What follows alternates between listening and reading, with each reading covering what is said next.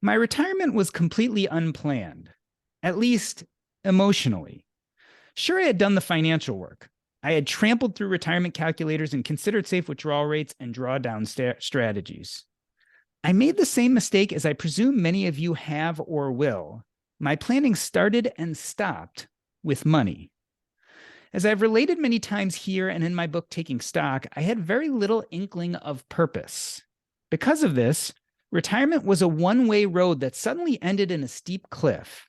If I wanted to move forward, I needed to learn how to fly.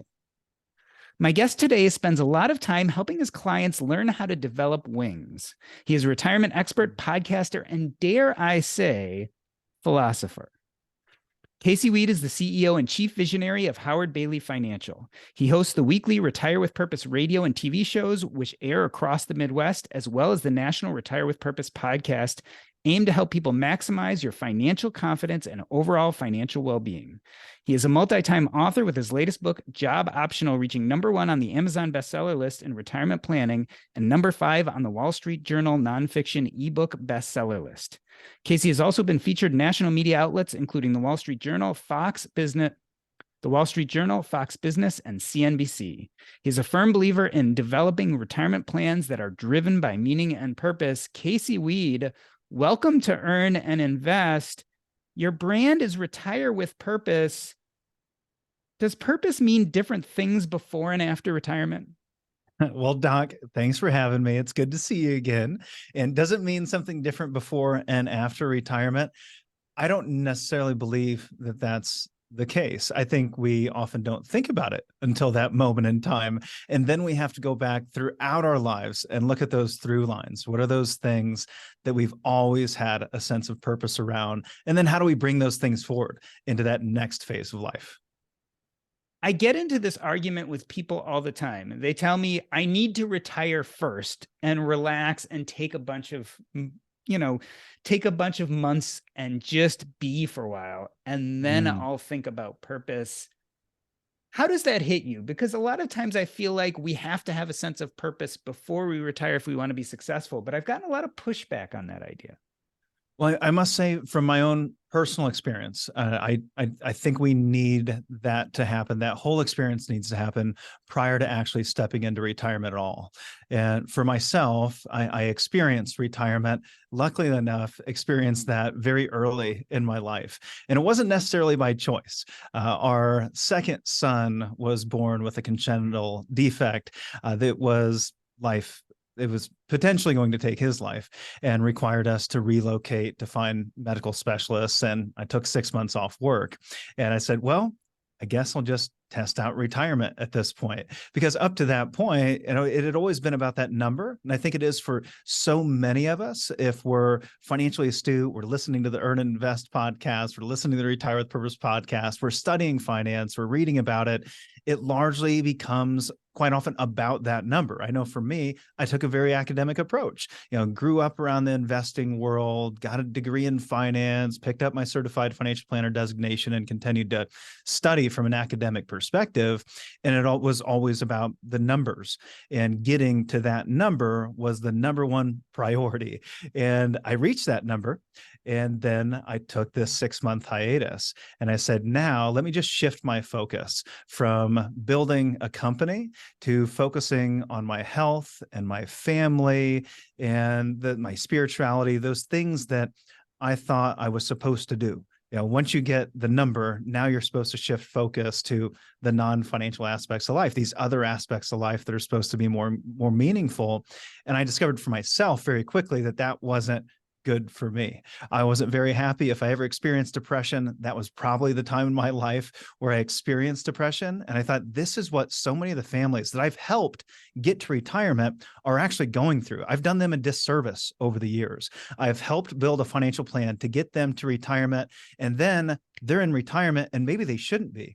Maybe we should have had a conversation around purpose and meaning before they actually stepped into retirement, and they wouldn't have felt this level of depression.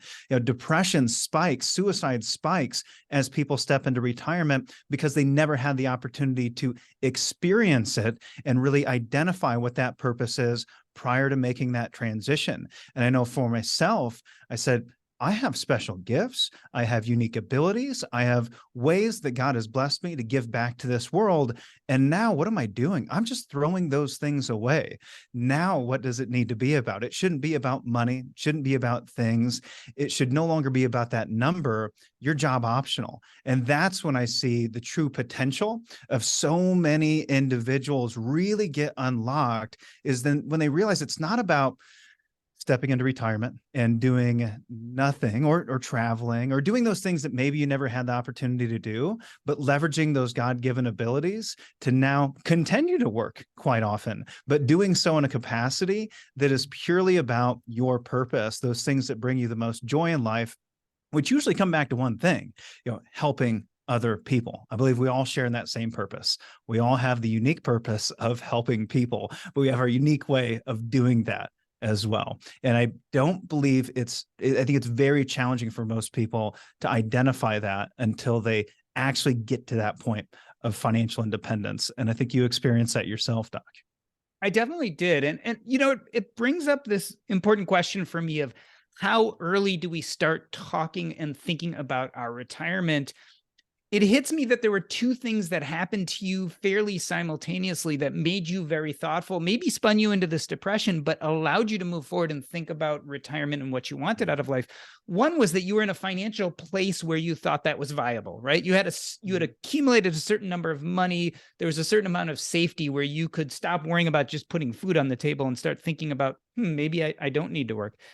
The second thing was dealing with your child's congenital issues. You were forced into thinking about these things at a very young age. How should it happen for our average person? Like for the average person who's not maybe under this duress and maybe isn't in that place financially where it's really a reality that they could think about stepping away from work either 6 months or forever for that matter. I mean, so often, don't we get this experience when we go on vacation? I know for myself, if I go on a 2-week vacation, it's about 10 days too long, right? And if I go on a week vacation, it takes me about 5 days to unwind. And then I have a couple of days where I'm relaxed. And then finally, okay, it's time to get back to work. I don't think we have to have complete financial independence in order to experience what retirement is like, but I do think it's incredibly valuable to begin to take some sabbaticals on your way, or at least as you're getting closer to retirement. The most successful retirees that I see that are most successfully making that transition and are in a very positive and happy place in that next stage of life have experienced some level of intermittent retirement. They already have a feel for what it's going to be. And I think that's the great thing about the FIRE movement, right? I think a lot of individuals in that FIRE movement are even realizing it's not necessarily for them, and that they're stepping into a place where they discover more freedom. They're still continuing to work, but they have the opportunity to feel what it's like to go a week, 2, 3, 4, 5, 6 weeks without actually having to go to work. And that is a complete mind shift. Are we confounding this definition of what retirement is? Because it seems like to many people, retirement equals quote unquote not working. Yet you're a perfect example. You got to a point where you're like, I could retire, or I am retired. I'm taking this time off to deal with family issues.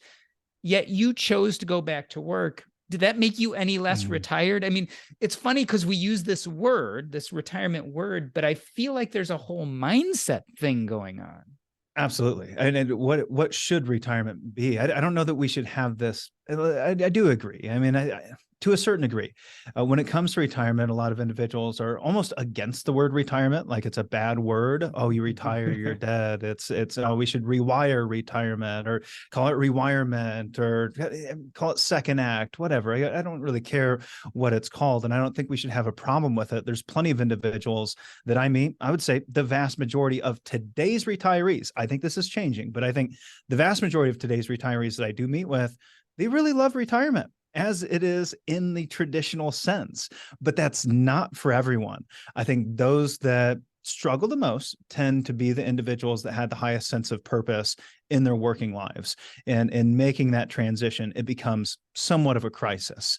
And that is where I think it's evolving. We're not there. And I don't think we should ever retire retirement. There's going to be plenty of individuals out there that find much greater passions in not working. That's going to continue to persist. But there has to be a new avenue that I think is opening up for individuals that says, okay, I don't have to go to this traditional retirement.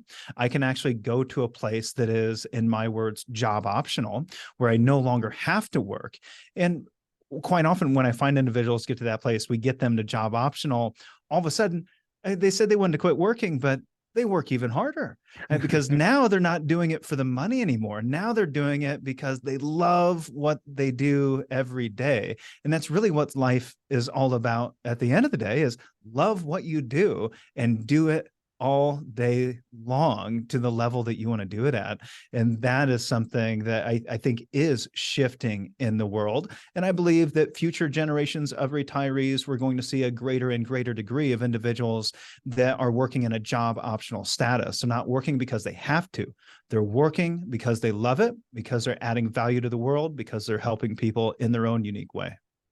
I feel like traditionally people would strut into your office somewhere in their 50s when it was maybe culturally appropriate to start thinking about and talking about retirement.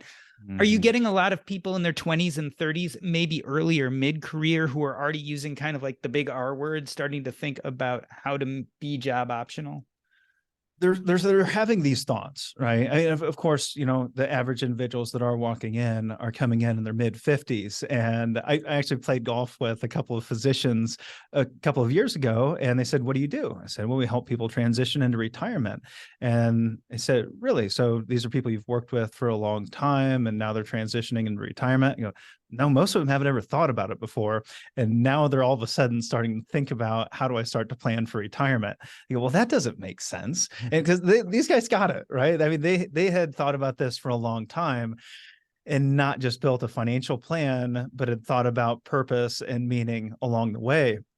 I've had young individuals, my sister-in-laws are a great example, that both read my book, Job Optional, which I was really kind of surprised by. I mean, it's not necessarily a book that's been written for people that are 20 or 30 years old, but there is a lot of talk about purpose and meaning and understanding your values and then leveraging those things in order to create the perfect life. And a lot of that comes down to also leveraging the right financial tools, having the right financial strategies. And they said it changed the way that they view their finances, rather than just simply chasing that dollar and chasing that number, always keeping it top of mind. This is why I am saving these dollars. This is why I'm doing this job. And how can I continue to spend more and more of my time every year in the things that make me happiest and create the most value for others? How customizable is retirement? I mean, I think we want it to fit us the way we are, and yet we feel much more comfortable with something that sounds plug and play. It's like you take these steps and you get to this outcome. We like to have specific plans for how we get where we want to go. Are most of the conversations you're having with your clients now very customized to who they are? And is that discomforting in a sense to people not to have a clear path ahead? Yeah, I talked to Alex Murgia, retirement researcher, about this very topic, and they've done some wonderful work in the customization of retirement strategies. And he did share the same thing. He said, these are the kind of conversations that people should be having with a financial planner, but it's not happening. But I think this is the direction that the world is hopefully headed in. What has it been traditionally? You come in, visit with a financial planner, they run a Monte Carlo simulation, plug it into a traditional, maybe stock bond, index fund portfolio, and say, hey, you got about a 90% chance success. That feel good to you? Okay, great. Let's move on. And that I do believe is changing. And even Dr. Wade Pfau, professor of retirement income, I think what's amazing about Wade Pfau, Alex Murgia, the group of guys, Bob French, these guys, they are academics, right? They approach retirement income planning from an academic place.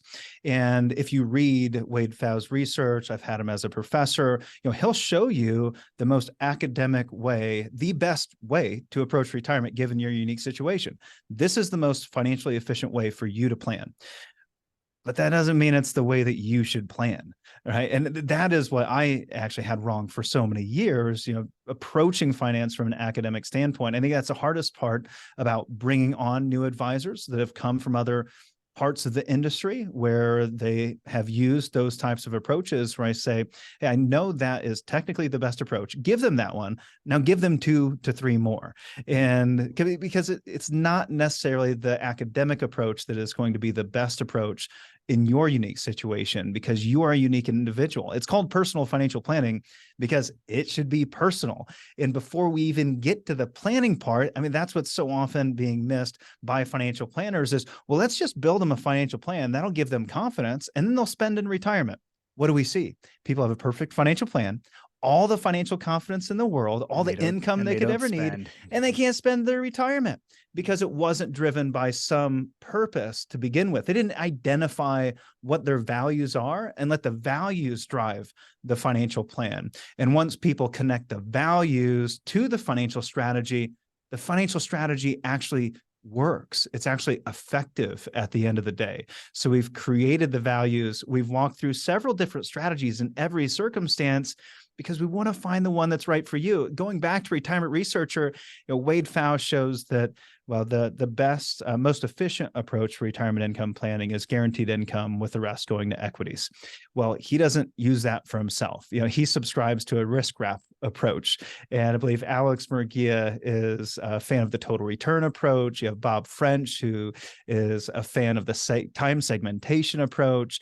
And these are academics. So you cannot say that there is one perfect strategy that everybody should use, because it is so much more personal. And that's not easy, right? We don't like to hear that. Like you said, what do we want? We want to go in and know that there's one perfect answer, and that's the one I should use. And that's the easy way out. That's the easy way out for the advisor. That's the easy way out for you. And that's not going to add the level of value you should be receiving from working with a financial planner or building a plan for yourself. Part of the problem with human beings is sometimes we don't even know what we want until we experience it. And I've seen you make the point that we should be test driving our retirement. How do we do that? Like, how do we put ourselves in those shoes and feel what it feels like before we actually make the jump and retire? Yeah. Well, it's hard not to go back to the sabbatical, right? It's really hard not to go back to the sabbatical, because, and that is, Dean Nawalny at the Halftime Institute had some great research on that, and talked about how we do this, how important it is to take these sabbaticals. And today's employers are becoming much more comfortable with these types of things. And there's many more opportunities, great bridges to retirements, and have sabbaticals. Because what are we finding? I am finding that the best people that I have the opportunity to recruit quite often are in the 50+ age group.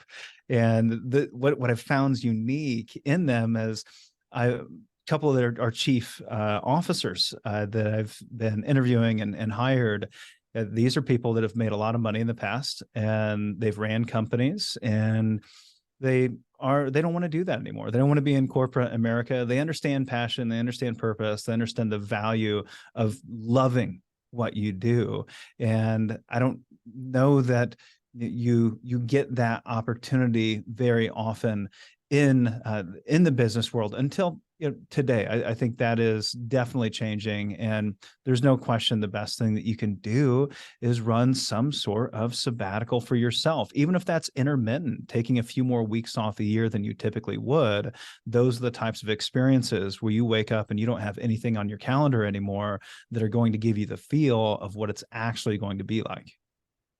One of the great absurdities, I think, of the linear progression from occupation to retirement is often when we are at those retirement ages, we actually have the most knowledge and the most to give and the most to return in the workplace. Yeah. So it's almost right. It's kind of absurd because a lot of people can actually then return to the workplace, use their knowledge and experience and really feel like they're affecting the people they're working with and maybe doing some of their best, most fulfilling work. Yeah, the level of clarity you have around your value at that stage in the game is just invaluable to a company as a resource. And I think employers are seeing that. Now, before we get too mushy, we are talking about retirement. This is the Earn and Invest podcast. So we like things like pillars. So you talk about the four necessary pillars to a stable retirement. What are they and why are they important? Yeah, so we call our framework, and it is a framework because I think the problem with financial plan is that I get a plan. I can move on now. I'm never going to revisit this again. Reality is life changes, and so do you over time. And so when we look at our framework, that starts with purpose. We identify what that purpose is. It ends with meaning, but sandwiched there in the middle is your financial life plan, as we like to refer to that, driven by purpose, designed to elevate meaning in your life. And that is where we find those pillars. Again, it's a framework because we are going to evolve, and the plan has to evolve as well.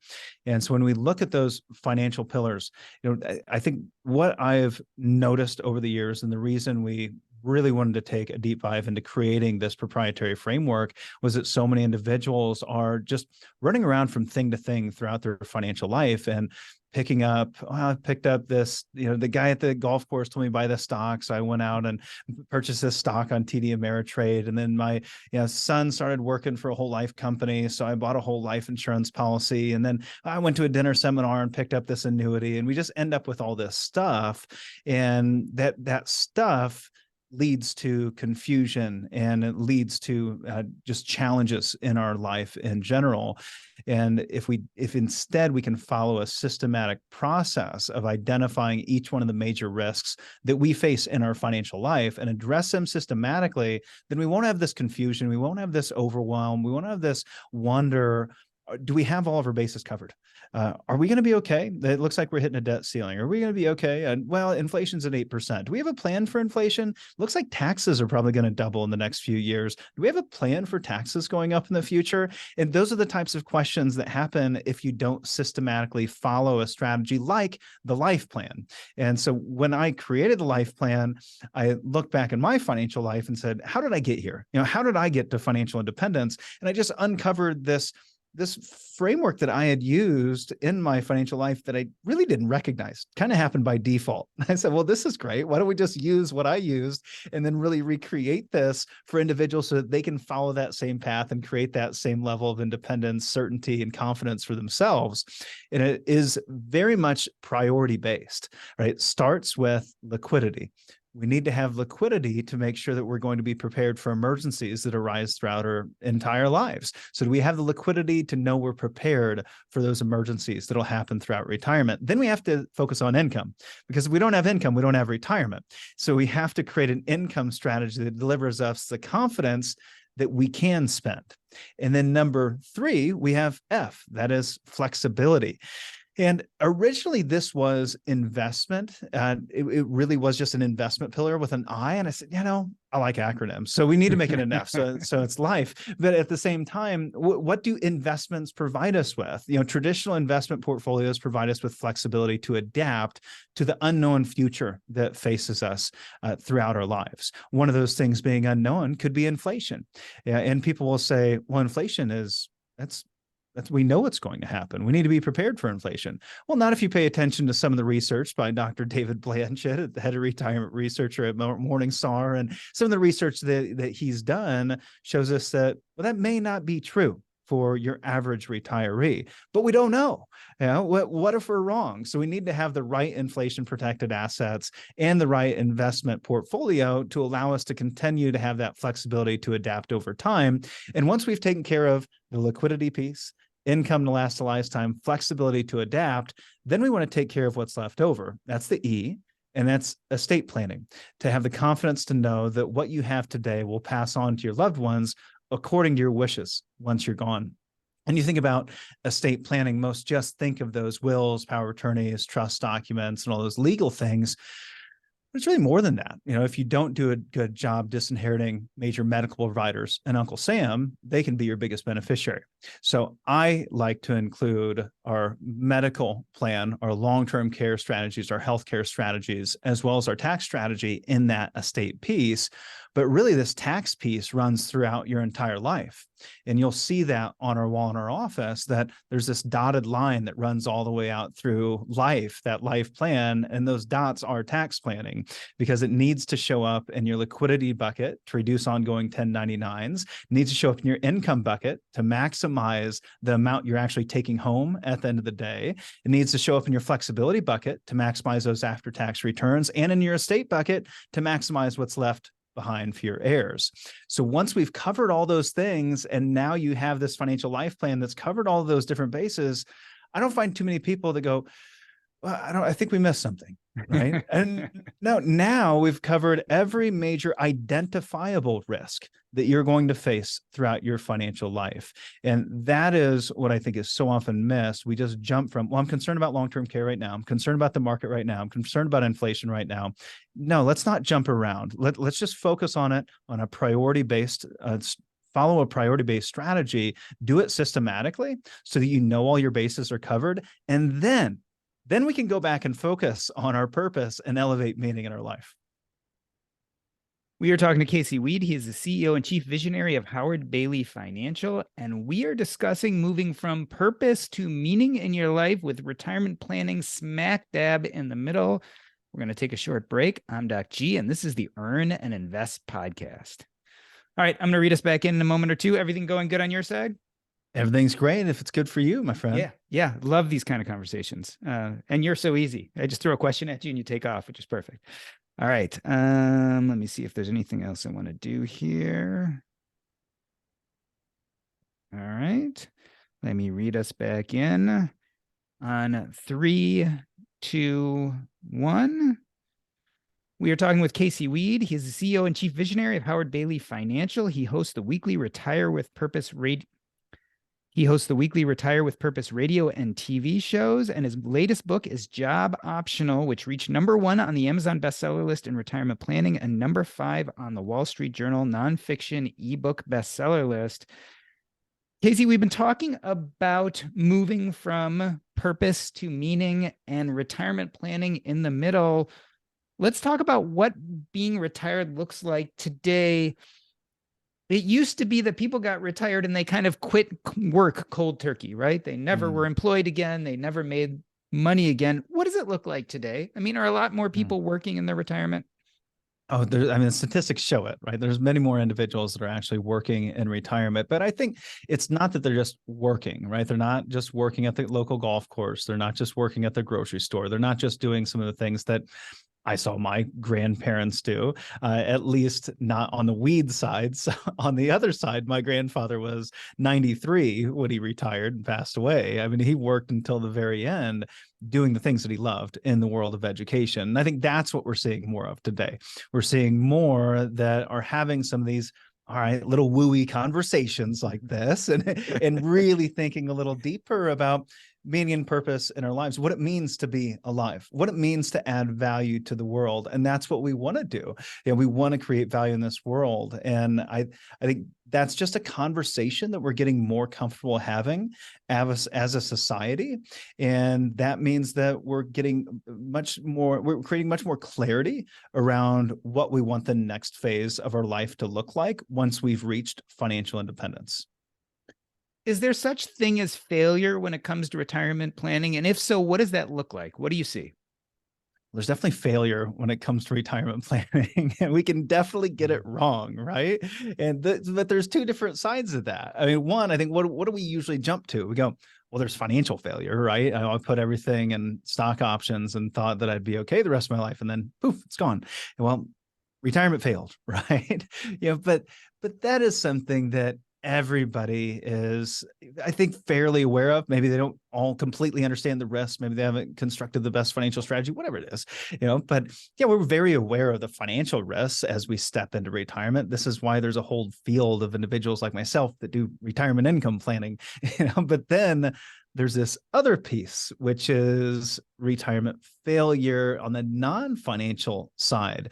And that is a risk today that I think is starting to get mitigated, but it's still one that is bigger simply because the conversation isn't the norm in working with a financial planner or a financial advisory firm. That conversation about what are you actually going to do doesn't happen, because you come in and you say, hey, I want to retire at 65 and I'm 62. What do? They put a plan together for you to retire at 65 because that's what you asked for, right? And that's not what they should hear, right? The first question should be, why do you want to retire? And that is not typically the question that is asked. So what ends up happening is you put so many individuals that are adding so much tremendous value in the world, that have so much value to give, as you said earlier, at a stage in their life where they have a massive accumulation of experience and knowledge and wisdom that is invaluable to not just the next generation, but I mean, the global economy needs that today. And if we can identify those areas that bring you passion, that drive value for others, then we can embed that in your retirement, versus stepping into retirement, not knowing what we're doing. And I can't tell you how many individuals that I've ran into that have stepped into retirement and not just passed away, but alcoholism is one of the leading causes of depression and anxiety and death in retirement. It's alcoholism is a massive spike. We see the consumption of television, news media, and all of these things lead to failure. Failure in that we're not enjoying our lives and really creating a life of meaning and purpose. We might have had a sense of purpose in our working lives. We step into retirement just because our neighbor stepped into retirement and we were supposed to, because that's a societal norm. And before you know it, we're in a place that we didn't want to be. My grandfather on my Weade side was right in line with that, stepped into retirement, probably put on 150 pounds and ended up passing away not too long into retirement. 78 years old, passed away. And I guarantee you, if he had stayed in his working life doing the things that he was great at, he probably would have lived another 10 years. So when we're talking about this dichotomy, right, this issue of failing because of purpose versus failing because of money or a technical failure in your finances, it sounds like, at least for the group of people you work with, you're much more likely to run out of purpose than you are to run out of money. I sure hope so. Yeah. Otherwise you're not doing your job very well. Yeah, absolutely. No, absolutely. I mean, I really hope that that's the case, but I hope we don't run out of either one. Given that purpose should be driving that financial plan, I really hope that we've created enough focus on both aspects that individuals are really in a place where they have an unlimited amount of fuel in the tank, because the financial plan is ultimately driven by purpose, which we should never run on E. So I kind of learned about personal finance through the lens of Financial Independence Retire Earlier, the FIRE movement, and you contemplated and took a sabbatical and thought about retirement in your 20s. Both of us were fairly young, and I'm wondering if the early retirement movement has changed the game at all. Like, is this advice different for someone who's contemplating these issues in their 50s and 60s versus someone who's contemplating these issues in their late 20s or early 30s? Well, it wasn't for me.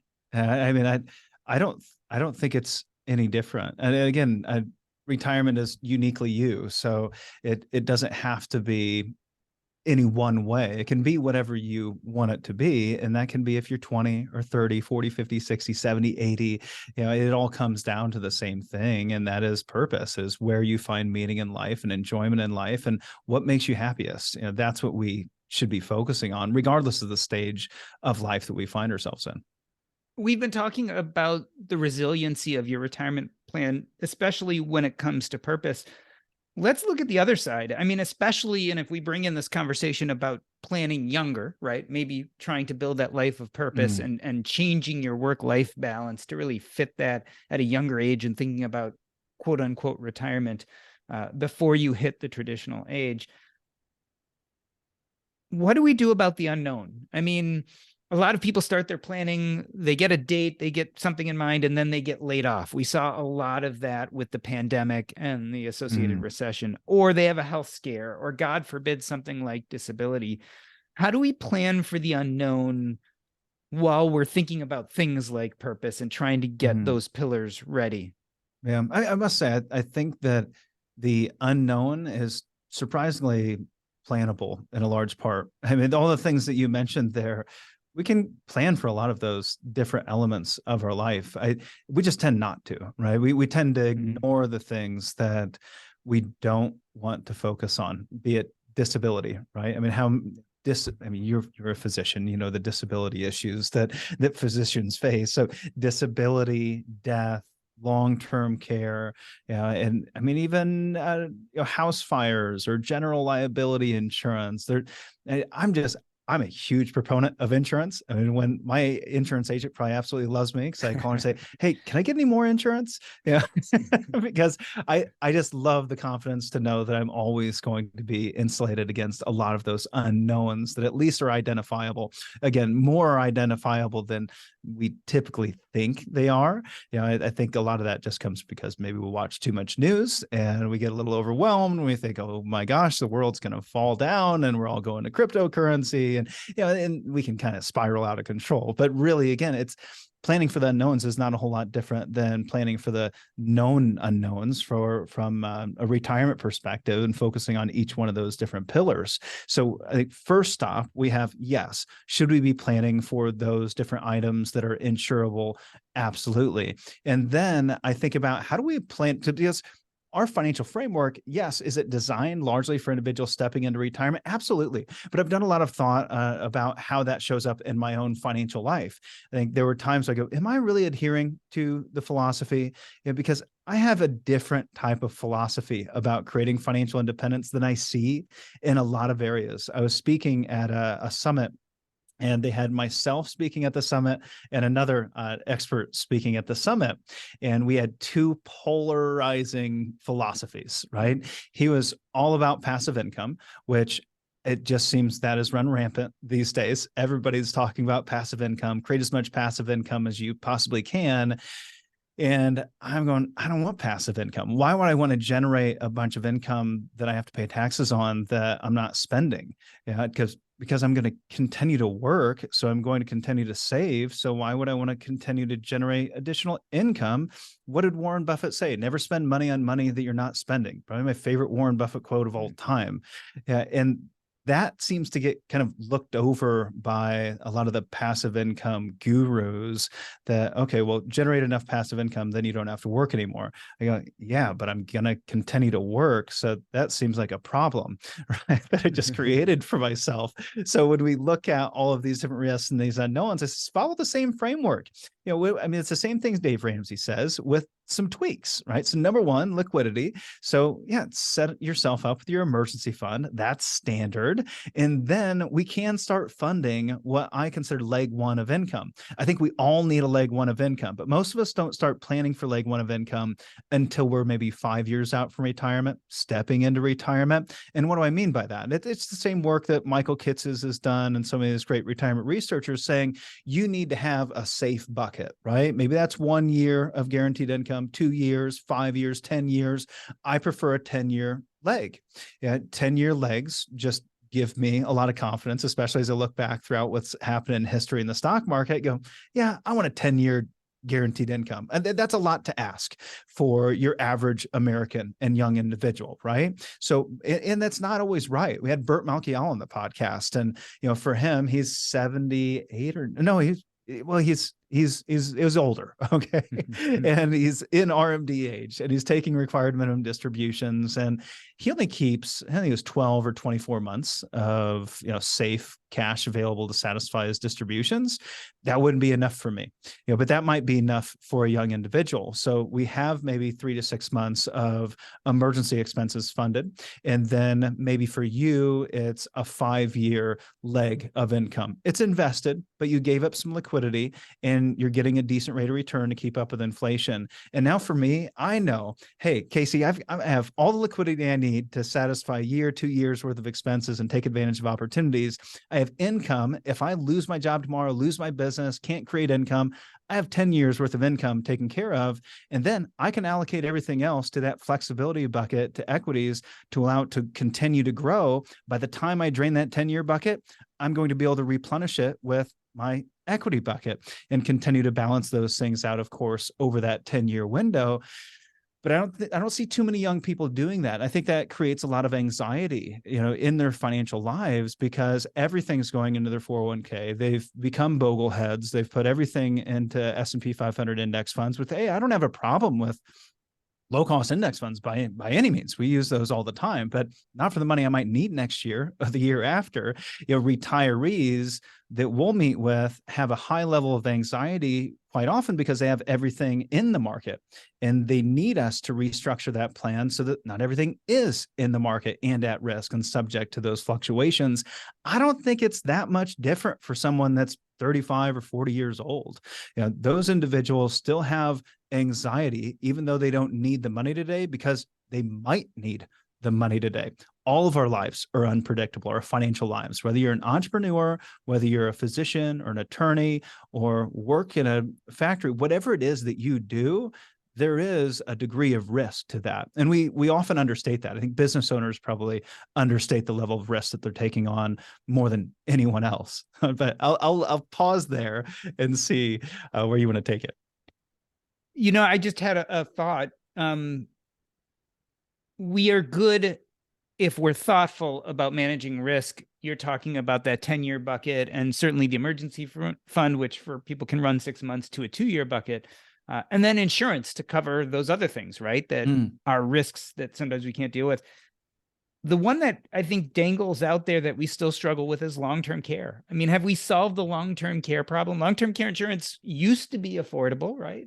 When it first became something that was in the public eye, and it's become more and more unaffordable over time. To me, I see, especially to young people, that's a big risk that they don't necessarily know how to mitigate very well, because insurance tends to be somewhat costly. Yes, but I think we also think about the problem wrong at the same time, because the problems may be solved in the wrong way for the wrong person. We might look at the cost of long-term care and how's it pitched, right? It's, hey, it's going to cost you $10,000 a month, and who knows how long you could be in there. There's 2 of you, so we need to have this long-term care strategy. It's going to cover all $10,000 a month with a 3% inflation rider. Well, that's going to be incredibly expensive. When you end up if you end up in a facility, and let's say that you had income of $10,000 a month when you went into that facility, now, do you still need income of $10,000 a month if you're in the facility? No, right? I mean, your expenses just went down significantly in a great deal in really the 90% of the areas of your life. And then they skyrocketed another. And so let's say that the difference is, okay, you're still going to have Social Security coming in, pension coming in, investment income coming in. Now we need to guard against the alpha of that. Maybe that's having $3,000, $4,000, $5,000 a month in extra coverage. It's like, one, we kind of get the coverage equation wrong, and we overestimate what we're actually going to need when we step into that point, because we forget about, one, all those extra sources of income that we will no longer need once we're in a facility. And then we kind of forget what long-term care insurance is for. So I think my dad's a good example of this. He used to live in this neat home down in Asheville, North Carolina, and he'd wake up, we'd talk every morning. And I remember one morning he said, "Casey, the view's beautiful. Love it here. Someday this is going to be yours." And I said, "No, it's not unless we have to sell it to pay for the long-term care facility." He said, "Well, if that happens, just walk me off of a bridge and give me a gun." And I said, "Well, that's not going to happen, Dad. I mean, I'm not going to do that." And so did he buy long-term care insurance?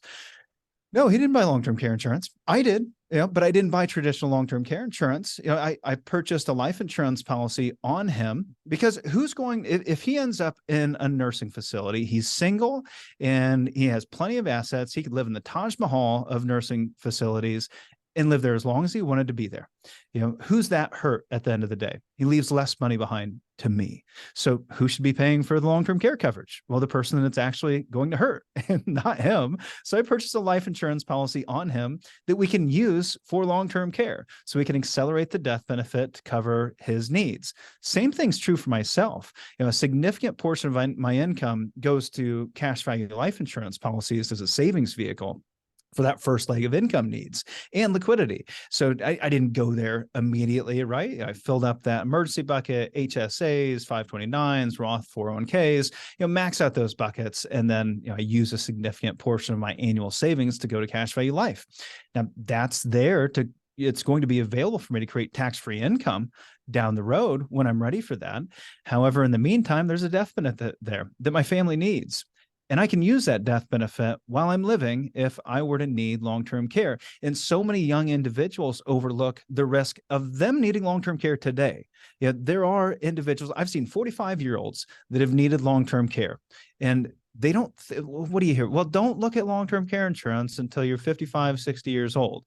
Well, what happens if you're 54 and you need long-term care? What happens if you're 45 and need long-term care? Those things can happen. We can become incapacitated. And I want to have some coverage for that. So many individuals out there have life insurance policies because they wanted to protect their family. And by just adding a rider or just using a different insurance company with the same benefits that they had before, that insurance company allows them to accelerate the death benefit while they're alive. And instead of going out buying a big long-term care policy, here we go. You might already have long-term care. You just didn't know it. You had it in the wrong bucket. You might just need to shift it from one pocket to the next. And now you have $500,000, $1 million in long-term care coverage that you didn't know you had before. So I guess bottom line is there's a lot of different ways to think about long-term care, but we need to think about it. We need to make sure we understand what the real cost is going to be, and then look at the avenues that we have to cover for it, which are all traditional long-term care insurance. So things can get complicated. And I know I'm going to get a biased view here because I'm talking to someone who is a financial advisor. This is what you do for a living. You help and coach people through these decisions. But there's a large group of people listening to this podcast and out there in the world who really feel like this is something they should and can do by themselves. How technically complicated is good retirement planning? I mean, can this be done by themselves? No, they need to work with Howard Bailey Financial, Casey Weade. No, that's it. It's binary. There are no other options. You either do that or you fail, right? No, so I have, we just had this conversation. I had it with one of our financial advisors here this afternoon. And we talked through, how do you answer this question, especially when you have a young individual that comes in? So there's a lot of people we meet with that don't need a financial planner. They don't need us. And a lot of them are younger, or they haven't accumulated enough assets yet, or they just don't have the challenges that maybe other individuals might face. So why hire a financial planner? Vast majority of people don't need a financial planner, right? On the way to retirement, what's the goal? Accumulate as much assets as you possibly can. You're trying to accumulate so that someday you have financial independence. What's the best way to do that? Invest in equities, keep your costs low, right? And it's not that complicated. You set up your savings accounts, you figure out how much you're going to save, and you save that amount and as much as you can every year, and you keep your investment costs low. You try to be as tax efficient as possible, investing in tax advantaged accounts. And beyond that, that's pretty simple, right? You don't need a financial planner to come in and charge you 1% a year to help you invest in index funds. You could do that through a robo-advisor for maybe 10 bips a year, right? That's not why we have financial advisors. I mean, that's the way it was. That's the way it was in the 80s, 90s, maybe even the early 2000s. I think that's evolved just due to technology and the availability of information today. That's just not the need anymore. Now, I want a financial advisor myself. I work with a financial advisor, but why do I work with a financial advisor? Why would someone that's coming in that's 30, 40, 50, 60 years old work with a financial advisor? Well, someone that is in that retirement stage, they're no longer worried about growth at all costs. They're not trying to accumulate as much as they possibly can. Now, the focus is on preservation and distribution. How can I create an income that'll last the rest of my life? And how do I minimize my taxes along the way? Ensure those assets pass on to my heirs and maximize those assets for the next generation. Those are different questions than growth at all costs. Now we're talking about Medicare. Now we're talking about long-term care. Now we're talking about Roth conversions. Now we're talking about big Social Security decisions, pension maximization, optimization. That becomes more complex. Now, it's not that some people can't handle that on their own. Absolutely. There are some individuals that can handle that on their own that we work with, and they say, I just want you guys as a backup. What if something happens to me? I want you to be able to step into my shoes and take over the work that I was doing previously. So those are the types of individuals that need that help. And those individuals can be younger.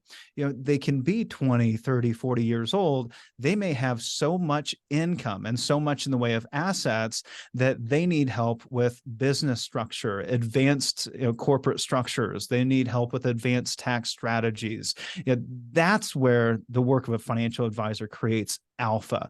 And an advisor isn't going to create alpha in the way of generating more return than you're finding in the stock market, right?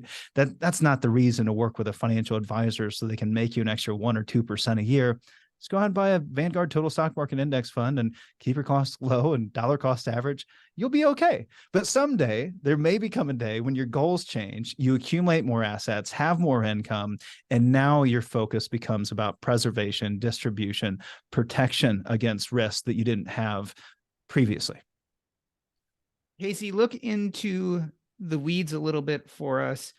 Look into the tea leaves and tell us, are there any unique roadblocks you think coming up in the next decade for people in the midst of retirement planning? Anything new or any stressors you think that are different than what people faced in the last 10, 20 years?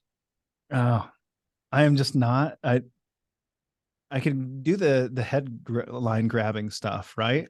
Because that's what people want. Put it all in crypto? Yeah. I mean, it's just, are there risks? Yes, there's always been risks, and there's going to continue to be major risks. And I think we have to be careful of grabbing or getting ahead of ourselves and maybe getting a little over our skis as we think too in depth about what could be in the future. Could there be things that dramatically change the landscape of retirement planning, investment planning, tax planning? Absolutely. This is why we have a framework to make decisions upon today that we can continue to leverage and adapt to the changes that will come our way. What are those changes? I think most obviously, we're going to see Medicare changes. I think we'll see major changes to our healthcare system as a whole, whether that's Medicare, whether that's long-term care, whether that's the exchanges. I think that will be major shifts that we're going to see down the road. We're going to see major currency changes in the world. There's going to be an evolution in the world of currency. Does that mean we go all the, Bitcoin today? Absolutely not. But these are the types of things we keep an eye on. We think about the changes that are going to happen in healthcare. We think about the changes that are going to happen with global currency structures and financial systems. And I think we also, more than anything, especially, it depends where you're at, right? If you're 65, 75 years old, what's your biggest risk that maybe you haven't taken care of yet? Maybe you've taken care of healthcare. Maybe you've taken care of inflation. Have you considered the risk of rising taxes in the future? That's the only one that we can sit here and say with 100% certainty taxes are going to be higher in the future, because in 2026 the Trump tax cuts retire and we're going to see taxes increase across the board by about 20%. That's a significant increase that we already know is on the horizon and we can start planning for today. And we've had U.S. Comptroller General of the United States, previous U.S. Comptroller General of the United States, David Walker, on the podcast, Power of Zero expert, David McKnight. I mean, all of these individuals have given us different ideas of what taxes might do in the future. McKnight saying they could double by the time we get to 2026, 2028. David Walker saying they're probably going to increase by about 50%. And so that's 20% and another 10. So maybe 30%, 40% by the time we get into the mid to late 2020s. And so we have a lot of reason to believe taxes will be significantly higher in the future. Why not start planning for those things today? So those would be my big three. Well, Casey, I wanted to thank you for coming on the show today. As I think about our conversation, what I really take from it is this idea that we want to move from purpose towards meaning. And instead of looking at retirement planning traditionally as maybe a roadblock. We have to start seeing it as the conduit that it truly is. And it sounds like that's what you incorporate into your form of financial advice. I wanted to end this episode the way I end every episode by asking you what is up next in your life and where people can reach out to you. First and foremost, what's coming up for Casey Weade? What is changing at work, on the podcast, in life? Yeah, well, the kids continue to get older. So our youngest is a 2-year-old little girl, and well, her getting older just continues to scare the death out of me. She just went to school this week, so that is definitely where my mind is at home, is on the kids, and especially that little girl, because it is different. The girls are different than the boys, and from a business perspective, I think we have some really cool things on the horizon as we continue to develop our framework into a digital format that individuals can interact with online. They can go online, they can pay a fee and develop their own financial plan, utilizing our framework that can systematize itself. This is going to be so cool. I think this is really going to change. I think this is a big change that is on the horizon in the world of retirement planning, where today, if you want a lot of those tools, if you want to have long-term care, life insurance, Medicare, annuities, those types of vehicles, you do have to go through a broker.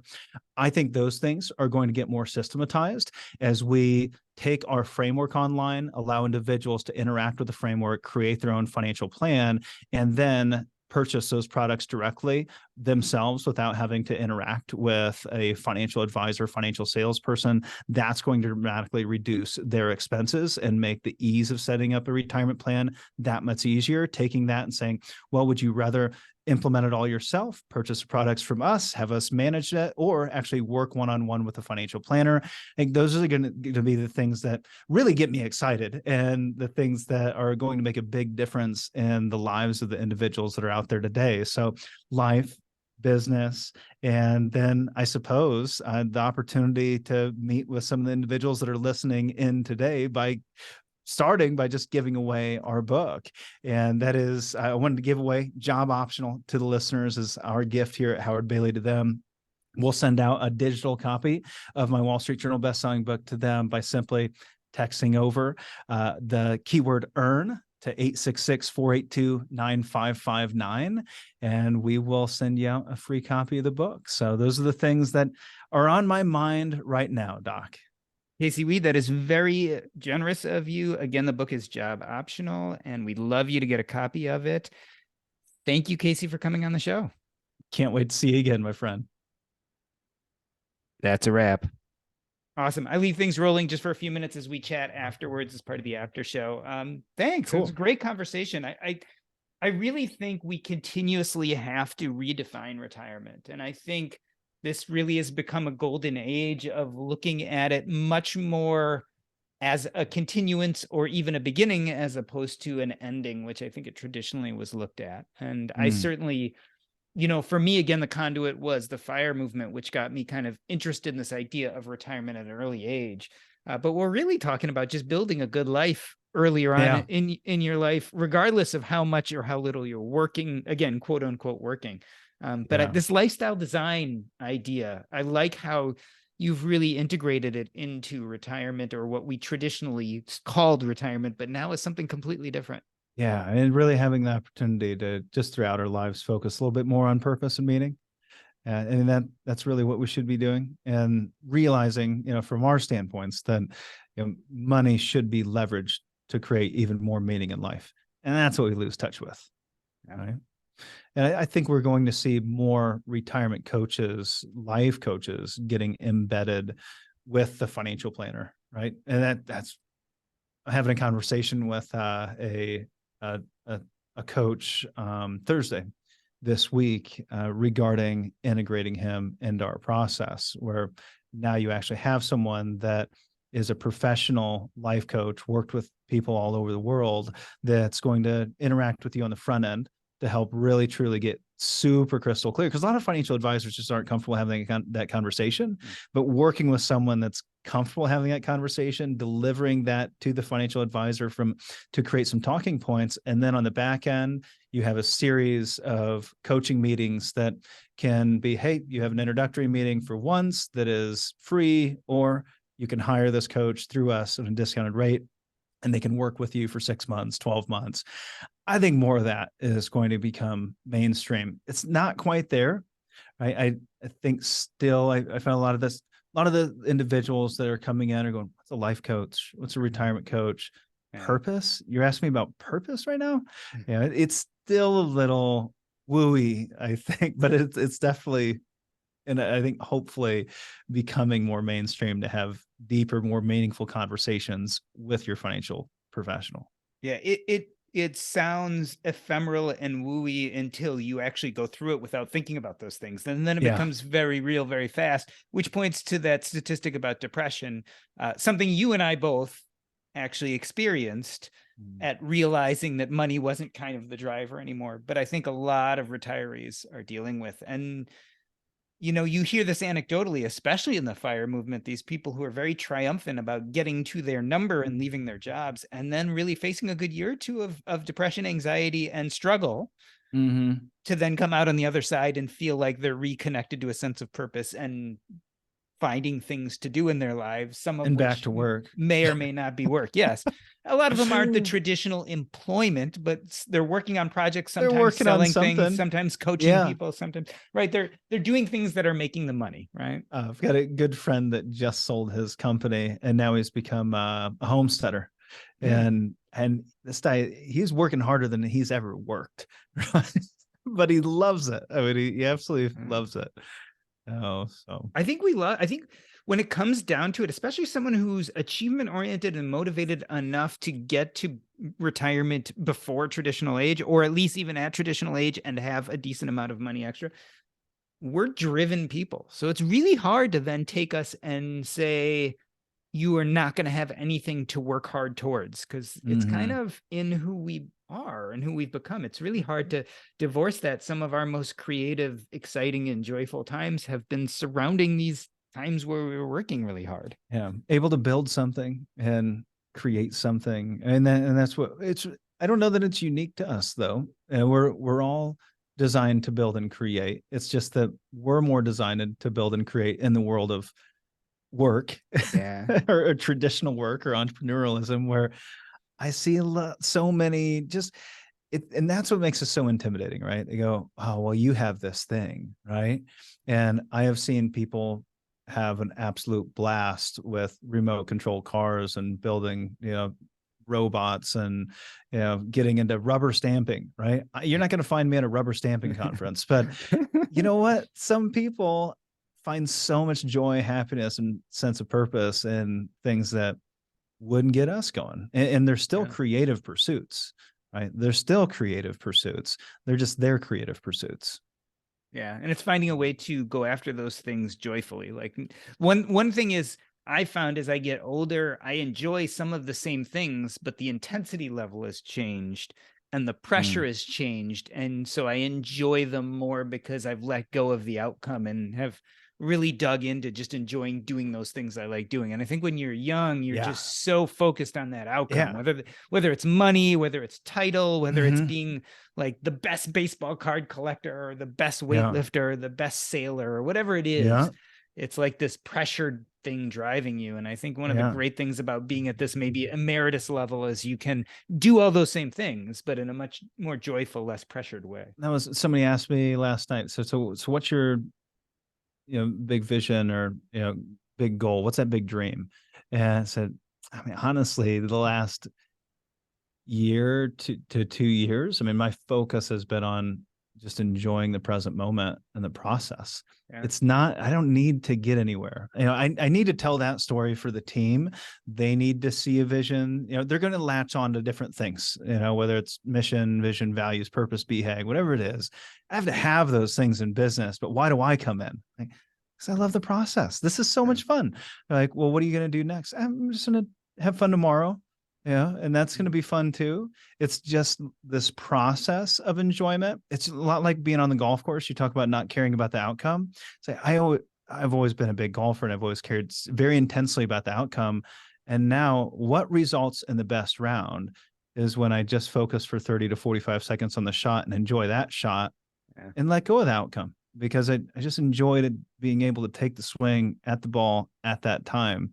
And that's where my mind's at. It's about the process. It's not about getting anywhere.